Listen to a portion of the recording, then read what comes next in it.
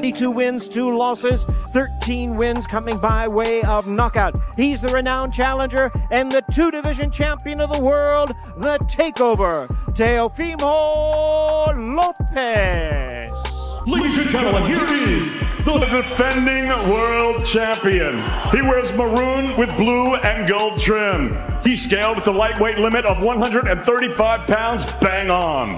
His professional record, also a perfect one. 16 fights, 16 victories, 12 of them coming by way of knockout. Hard-hitting Honduran 2016 Olympian is widely recognized as one of the best active fighters on the planet.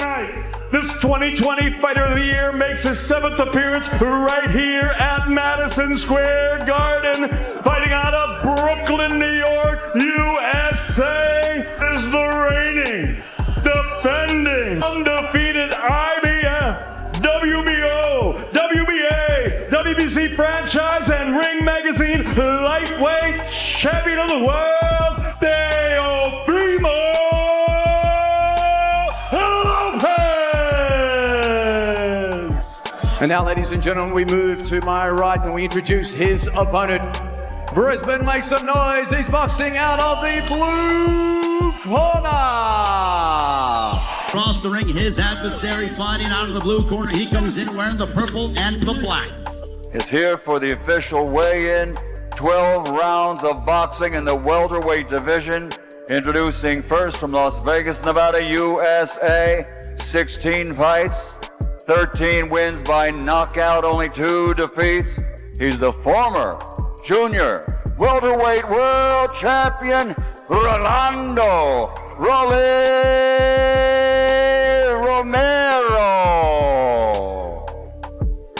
Left fighting out of the ring, wearing purple trunks with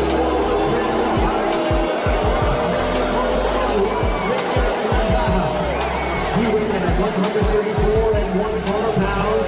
He is undefeated in his campaign to the ring with a record of 14 wins, no losses, 12 wins coming by way of knockout.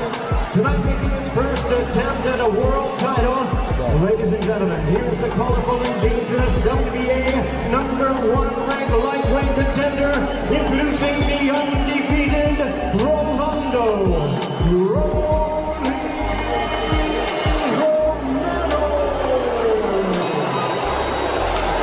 The opening rounds of Teofimo Lopez versus Rolly Romero were tense from the very beginning, with neither man willing to recklessly charge into an unnecessary exchange. Teofimo immediately looked to establish his jab. Here in Brooklyn, New York, as Premier Boxing Champions presents the featured bout of the evening. Using sharp footwork, quick combinations, and constant movement to control the distance. But Rolly remained patient, stalking forward and waiting for the perfect moment to close the gap and turn the fight into a physical battle. Then, as the rounds progressed, the intensity started to rise.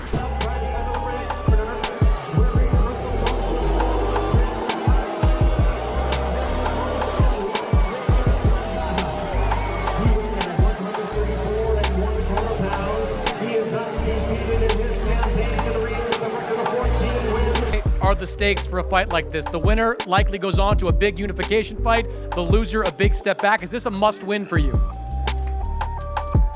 I say, I'm always win. I'm a winner. I'm a winner in life. So we're gonna win. How do you see the fight playing out? And new, Teofimo Lopez, the Takeover, 3-division world champion. Good luck, Teo. Lopez began opening up more, firing straight punches and snapping back with quick counters whenever Romero became too aggressive. But Rolly refused to back down. He kept marching forward, cutting off the ring and forcing Teofimo. He say to you up there that felt like a flip switch, and you kind of got upset. It got heated there. Obviously, it got better with the Prince song, but why? What did he say? What got you upset up there?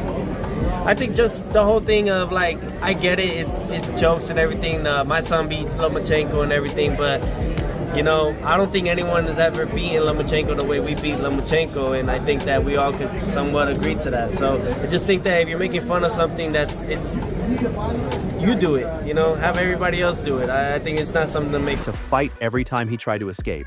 By the middle rounds, the fight had become a highly competitive chess match with serious consequences behind every punch. Lopez's speed was creating problems at range, but Romero's unpredictable rhythm constantly disrupted Teofimo's timing and prevented him from settling into a comfortable rhythm. Every exchange felt dangerous because both fighters possessed the kind of explosive power that... Knowing that we know each other very well, expect some technical fight in there in between the rounds, but also very dominant performance between the two. Teofimo, your biggest wins against Loma and Josh Taylor, you exchanged with those guys, which, you know, both guys get hit if you're going to open up an exchange. How do you think you'll handle his punching power Saturday night? Well, look, even Richard Comey, you know, Richard Comey was the heaviest puncher at 135 in the lightweight division, and that was the first guy I came to for the world title. You know what I mean? And it's kind of like a full circle moment for me right now at 147. So it's just not get hit, really work on moving my head more than ever. And if he does land, bite on that mouthpiece. That's all we can do. Could completely change the fight in a single moment. As the later rounds arrived, fatigue began creeping in, making discipline, timing, and composure more important than ever. Neither man wanted to surrender ground, and neither was willing to take a step backward for long. The final rounds became a brutal test of who could maintain their focus under pressure, delivering exactly the kind of intensity fans expected when two familiar rivals finally stepped into the ring to settle their differences. I fight Tio, I'll be honest with you, I'm 100%. I didn't want to fight him. Dude, I wanted him to go get a world title, but I thought he was going to go fight Leon Paro or something, you know? But, you know, I didn't want to fight Tio, you know? I wanted to, and not because I don't think I'm going to beat him or any of that stuff. Obviously, I'm going to take the fight. You know, I wouldn't be taking the fight if I didn't truly believe I beat him, right? I'm not fighting anyone anyways. But the thing is, I didn't want... Absolutely, since this script has already been uploaded, the safest approach is to keep the same core information, but completely restructure the wording, flow, transitions, and commentary, so it feels like a fresh video rather than a lightly edited re-upload. Teofimo Lopez has made his position pretty clear heading into August 22nd. He believes he is the better fighter, and he isn't entering this matchup with any doubts about his ability to win. But what makes this fight interesting isn't simply Teofimo's confidence. I gave it all up till marriage. I gave everything up. I don't curse no more. Two more questions, please. Y'all don't notice I don't curse no more. I don't do anything anymore. I sit down and I live my life. Yeah, but you know what? That's the whole thing too. My relationship with Christ didn't change who I was, but it made me a better man. I'm still the same Rolando Romero. I can still do this. I try to talk in a different way. I do all the stuff, right? It's the history between these two fighters. Lopez and Rolly Romero have known each other for years, and that history has created a completely different kind of buildup. They've shared a gym, they've sparred, they've joked around, and now they're preparing to settle everything in a professional fight. Teofimo understands that the Rolly standing across from him now isn't necessarily the same fighter he remembers from years ago. Romero has gained experience, confidence, and perhaps most importantly, the belief that he belongs at this level. That's why Lopez can't simply rely on memories from the gym. The old sparring sessions might make for entertaining stories, but once the opening bell rings, none of that guarantees anything. And then there's the press conference. What started as normal fight promotion quickly became personal, with Teofimo taking issue with comments about his career and his accomplishments. The conversation surrounding his victory over Vasily Lomachenko clearly touched a nerve, and suddenly the friendly history between these two wasn't looking so friendly anymore. Then somehow the entire situation even drifted into a discussion about Prince. Only in boxing can a serious conversation about championship fights suddenly turn into an argument involving music and years of inside jokes. But underneath the entertainment, Lopez appears extremely serious about this opportunity. He believes his speed, movement, timing, and technical ability can give Romero problems. More importantly, he sees this stage of his career as the beginning of his prime rather than the end of what he has already accomplished. That makes August 22nd about more than settling an old rivalry. For Teofimo, it's an opportunity to remind fans why so many people have always believed he possesses elite-level potential. For Rolly, the mission is completely different. Romero enters this fight after the biggest victory of his career against Ryan Garcia. And now he wants to show that win wasn't a one-time moment. And Raleigh's response to all the Teofimo talk makes it obvious that he doesn't want Lopez controlling the story. Romero has his own version of what happened between them. When the friendship question came up, you could tell that the subject meant something to him. From Raleigh's perspective, the relationship between them, suddenly being pushed aside, added another emotional layer to the rivalry. Then they went back to the sparring stories. Raleigh acknowledges that Teofimo may have had his moments, but he isn't accepting the idea that Lopez simply dominated him. And that's the end of the story. According to Romero, he had his moments too, and perhaps that's exactly why he doesn't want to turn old sparring footage into the main attraction. There is nothing to prove in a gym anymore.